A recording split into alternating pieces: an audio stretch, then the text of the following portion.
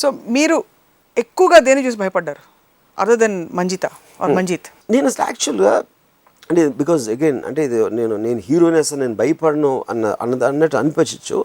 Main point ఏంటి, ఇప్పుడు నేను గ్యాంగ్స్టర్స్తో మాట్లాడినప్పుడు కానీ ఫ్యాక్షన్స్తో మాట్లాడినప్పుడు రక్తచరిత్ర తీసినప్పుడు చాలామంది ఇది చెప్తున్నారు, అసలు భయం లేకుండా ఎలా ఉంటుంది అలాంటి వాళ్ళతో డీల్ చేయడం కానీ అలా చేయటం అనేది. అది అండర్స్టాండింగ్ నుంచి వస్తుందని చెప్తాను. ఎందుకంటే ఐఎమ్ స్టడింగ్ దెమ్. ఇప్పుడు ఒక జువాలజిస్టు ఒక బయాలజిస్ట్ ఉన్నాడు, వాడు ఒక న్యాచురలిస్ట్, వాడు పావును దీన్ని అది వెళ్ళి చేస్తూ ఉన్నాడు. ఎందుకంటే they know the characteristics of those animals. అంత మాత్రం పావం కరవదని కాదు, లేకపోతే ఏదో జంతువు అటాక్ చేయదని కాదు, కానీ వాళ్ళ అండర్స్టాండింగ్ బట్టి they know exactly what they're up to. ఆ ప్రికాషన్స్ ఆర్ మైండ్ సెట్ అనేది. కానీ బతకటం అనేది మీకు ఇష్టమని మీకు ఇంట్రెస్ట్ కలిగి చేయాలి, అప్పుడే బతకడం అనే దానికి వాల్యూ ఉంటుంది. ఇలా చేస్తే అలా అవుతుందేమో, నేను కారులో వెళ్తే యాక్సిడెంట్ అయిపోతుందేమో, లేకపోతే నేను ఇది తింటే మనకి ఏదైనా ఫుడ్ పాయిజనింగ్ అవుతుందేమో అని ఒక్కొక్కటి మీరు వదిలేస్తున్నారు అనుకోండి. So which means you're living in a life of fear, there is no point in living. So అప్పుడు మీకు దాని మీద ఎంత కోరికుంటే మీరు చేయదలుచుకున్న దాని మీద మీరు అంత ఎక్కువ రిస్క్ తీసుకుంటారు. So the risk is directly proportional. you're against fear because you're wanting something. So ఇప్పుడు అప్పుడు ఏమవుతుంది, ఒక 4 అడుగులు పొడుగు గోడ ఉంది, ఒక అడుగు వెడల్పు ఉంది, నేను నడవమంటాను, మీరు నడుస్తారు. అదే 1 అడుగు వెడల్పు ఈసారి 8 అడుగులు చేశాను హైట్, అది నడుస్తారు కానీ కొంచెం స్లో అవుతుంది. అదే 16 అడుగులు చేస్తే ఒక్కొక్క అడుగు తూచేస్తారు. 40 అడుగులు హైట్ ఉంటే నడవరు అసలు. ఎందుకు? హైట్ పెరిగిన కొద్దీ the risk of what will happen to you. First okay 4 అడుగులు ఏమవుతుంది ఏమవుతుంది, 8 అడుగులు కాలు బెడగచ్చు, 16 అడుగులు something 40 feet you'll die 100%. So risk will increase. As the risk is increasing, you are doing this. But at the same time, there are some people who will take that as a challenge. ఎవడు చేయలేదు ఎందుకంటే వాడు బతకడానికి అందుకే ఇష్టపడతాడు. కానీ మీరు gangsters example ఇచ్చారు. గ్యాంగ్స్టర్స్ని మీరు చూసి భయపడకపోవడం అన్నది అది పెద్ద it's not a big deal అనిపిస్తుంది. బికాస్ గ్యాంగ్స్టర్స్కి మీ పట్ల ఏముండదని తెలుసుకోవచ్చు. No agenda against you, their agenda is something else. Otherwise outside of their agenda they are like normal people like you and me. So why is fearing or not fearing gangsters a big deal? I'm not saying it's a big deal, but lot of people fear.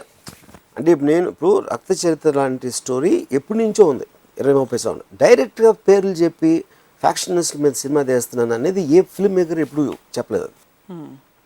At the time the media every one was speculating what will happen అనేది. No, so the point ఏంటి, అందరికీ ఏంటి, డైరెక్ట్గా దావుద్ ఇబ్రాహిం చోటారాజన్ మీద cinema తీస్తున్నా, లేకపోతే ఫలానా పరిటాల రవి మద్దెల చెరు సూరి మీద చేస్తున్నాను, అది అనౌన్స్ చేసి చేయటం అనేది they think it is a coming out of an extreme recklessness, not Fearing the consequences.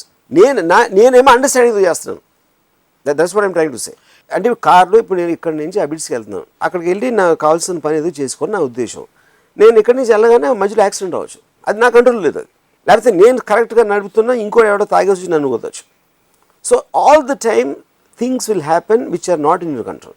కానీ ఇలా జరుగుతుందని అక్కడికి వెళ్ళటం మానేయటం అనేది ఒక్కొక్కటి మీరు మానేస్తూ ఉంటే you will already be dead any which way. You'll already be dead, any which way. Yeah, true, correct. True. So insecurity is one. Second, fear of death, fear of pain, and fear of loss of identity. These 4 I think are the predominant aspects of manishi. So ee 4 ganaka lekapothe manishi inka batukuntaadu antara? Yeah, you'll be very happy. And ade ఇప్పుడు మీకు extreme sportsmen ఉన్నారు అనుకోండి, ఆడది building నుంచి దూకేస్తాడు, లేకపోతే bungee jumping, లేకపోతే anything which is going against the survival instinct. వాళ్ళు అలాంటి వాళ్ళు, ఎందుకంటే they rather live taking that risk because they feel an adrenaline high. అంటే చాలా తక్కువ మొదలు చెప్పాలంటే సిగరెట్ ఈజ్ హార్మ్ఫుల్ అని తెలుసు, చాలా మందికి తెలుసు. అది మీరు అడ్వర్టైజ్మెంట్లు వేసారు, దానికి సైంటిఫిక్ ప్రూఫ్ ఉండొచ్చు. కానీ ఎందుకు తాగుతారు? Because the pleasure they have well smoking is overcoming the eventual loss of what will happen with that. అప్పుడు అని అలా చెప్తారు, అందరికీ అవ్వదు, నాకు మాత్రం అవ్వదు, లేకపోతే నేను రేపు మానేస్తాను, but you are not doing that. ఆ kind of a risk. So risk and fear again are connected. మీరు ఎంత కోరికుంటే మీరు భయాన్ని అధిగమించి అంత రిస్క్ తీసుకుంటారు. కోరికలు ఎంత తక్కువ ఉంటే అప్పుడు ఏంటి, ఇప్పుడు మా గ్రాండ్ ఫాదర్ ఉన్నారు, ఆయన ఏంటి పైసా బ్యాంక్లో పెట్టేసి ఆ ఇంట్రెస్ట్ అంటే వాళ్ళకి రేపు ఉండదా, ఎల్లుండి వెళ్ళిపోతుందేమో, అవతల వెళ్ళిపోతుందేమో, అనే ఫియర్ తోటి constantly trying to secure everything. So morning లేచినప్పటి నుంచి రాత్రి వరకు ఒంటి భయం, అది ఉండదేమో, ఇది అవుతుందేమో, వాడేమవుతాడో, ఈడేమవుతాడో, పిల్లలు ఏమవుతారో, continuously he is only thinking that. కాపాడుకోవడంలో ఎనర్జీ పోతుంది. So what is the point of being born? ఎప్పుడు పోతానో, ఏది పోతుందో, ఏమైపోతుందో అని ఆలోచించినప్పుడు అసలు బతకనే దండ. So I think you are born to take risk. You should be born to take risk. So risk తీసుకోవాలంటారు మీరు? 100%. మీరు ఇంత విద్వత్తుతో, ఇంత విజ్ఞానంతో మాట్లాడుతూ there is a constant feeling that you fear relationships. అంటే మీ ఫియర్ జోన్ అక్కడ ఉంది, because there is a huge obligation there, or you feel it's very burden. Fear is not the right word. I would say it's an irritant. Because irritant అంటే ఏంటి? It is occupying your mind space. ఇప్పుడు అంటే for example, చాలా simple example చెప్తాను. నేను ఎప్పుడు ఎవరికి good morning చెప్పను. I don't like any one to tell me good morning. ఎందుకు? వాళ్ళు గుడ్ మార్నింగ్ చేస్తే మళ్ళీ నేను కూడా చెప్పాలి. To make an unnecessary sound. చెప్పినందుకు మాత్రం నా మార్నింగ్ గుడ్ అవ్వదు, లేకపోతే ఏమీ అవ్వదు. But lot of people have this habit of doing.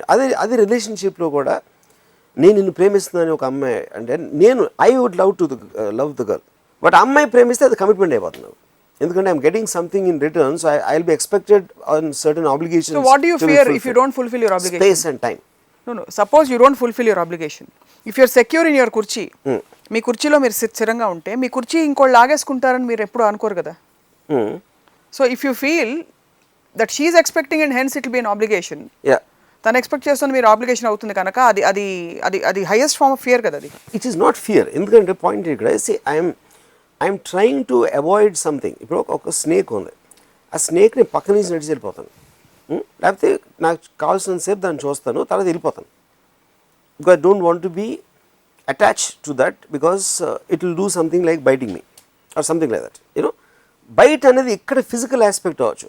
ఎమోషనల్గా ఏమవుతుందంటే I want to talk to you అని అన్నాడు, లేకపోతే నాకు నీతో టైం గడపాలని ఉంది. You know, so that is eating in to what I want to do at that time.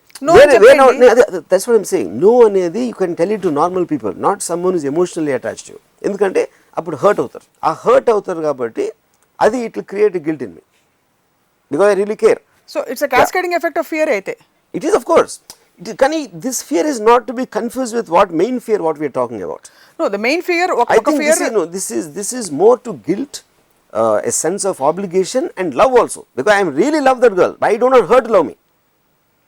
నేను ప్రేమించిన అమ్మాయి హర్ట్ అవ్వటం అనేది నేను భరించలేను, అందుకని నాకు రిలేషన్షిప్స్ ఇష్టం ఉండదు లేదా భయం. బేసిక్గా భయం I don't think is the right word. I think it's guilt. అంటే ఇది నాకు ఫ్లూ లేదు, కొంచెం ఒళ్ళు నొప్పులు, జ్వరం, జలుబు, దగ్గు మాత్రం ఉంది అన్నట్టుంది. All emotions are different. No, so ఏంటి what we're trying to do is మీ జోన్, మీ డిస్కంఫర్ట్ జోన్ ఎక్కడుందని చెప్పి మీరు అలా అన్ని జయించుకుంటూ పోతున్నారు కాబట్టి మీకు అన్కంఫర్టబుల్గా ఉండే మీ జోన్ ఏది అని ఆలోచిస్తున్నాం. బికాస్ దయ్యాలని మీరు రాషనలైజ్ చేస్తారు. That kind of fear. Fear of existence, death you have rationalized. Fear of existence మీకు లేదని అనునిత్యం చెప్తుంటారు ప్రతిరోజు ఏదో సందర్భంలో. You don't possess, so you don't fear to lose. మీకు మెటీరియల్ పొజిషన్స్, 10 బంగళాలు, 20 కోట్లు బ్యాంకులో, అలా మీరు మీ అంతటా మీరు పెట్టుకోరు. So where is your fear zone? If you don't have that fear zone also, then what is it that keeping you allow? Fear zone, that's what I am saying at all. But I like to study fear. Fear అనేది ఉట్టి హారసిమల్ అని ఉండదు. Any film రిలేషన్షిప్స్లో ఉంటుంది, like I already explain. Because is one of the prime motivators and prime force which runs the world. Obviously, as a filmmaker, on a psychological aspect, I philosophize a lot about fear. అసలు ఏ fear లేదా మీకు? No. ఒట్టు మీ మీద ఒట్టు.